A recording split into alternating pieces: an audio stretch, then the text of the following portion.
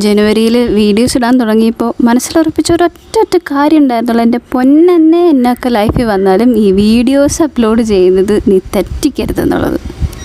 ഇതൊക്കെ മനസ്സിൽ നമ്മൾ ഉറപ്പിച്ചാലും ചില ബ്രേക്ക് വന്നു പോകും. അതിപ്പോൾ നമ്മൾ എത്ര എഫേർട്ട് എടുത്താലും. കഴിഞ്ഞ മാസം ആ ഒരൊറ്റ മാസം കൊണ്ട് ചിലതൊക്കെ ഞാൻ ലൈഫിൽ പഠിച്ച്. വീഡിയോസ് ഇടാൻ പറ്റാത്തതിൽ ഞാൻ ഒത്തിരി വിഷമിച്ച്. കാര്യം പറഞ്ഞാൽ വീഡിയോസൊക്കെ എടുക്കുന്നുണ്ട്, എന്നാലും അത് എഡിറ്റ് ചെയ്യാനോ അതിൻ്റെ സൗണ്ട് കയറ്റാനോ അതൊക്കെയാണ് പറ്റാത്തത്. കുറേ ശ്രമിച്ച്, ബട്ട് പറ്റിയില്ല. എല്ലാത്തിനും ഒരു സമയമുണ്ട് ദാസാ. ഈ വീഡിയോയുടെ ടൈം ഇതായിരിക്കും, ഇത് എല്ലാവരും പറഞ്ഞ് തഴമ്പിച്ചൊരു കാര്യമാണെന്ന് തോന്നുന്നു. എന്നാലും പറയാം, ഓരോ ദിവസവും നമുക്ക് വേണ്ടി കാത്തിരിക്കുന്ന കുറച്ച് ടാസ്ക് ഉണ്ട് ലൈഫിൽ. ചിലപ്പോൾ സോൾവ് ചെയ്യാൻ എളുപ്പമായിരിക്കും, ചിലപ്പോൾ ആ ടാസ്ക് എന്താണെന്ന് കൂടെ നമുക്ക് മനസ്സിലായിട്ടുണ്ടാവില്ല.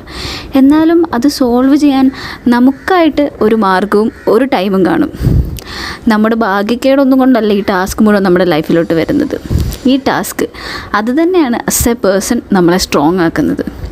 ഏത് സിറ്റുവേഷനിലും പതറാതെ നമ്മളെ പിടിച്ചു നിർത്തുന്നത് ഇതൊക്കെ തന്നെയാണ്. എന്തായാലും വീഡിയോസ് കാണാത്തപ്പോൾ കുറേ പേര് മെസ്സേജ് ചോദിച്ചു, എന്താ വീഡിയോസ് ഇടാത്തേ, വീഡിയോസ് ഇടുന്നത് നിർത്തിയോ?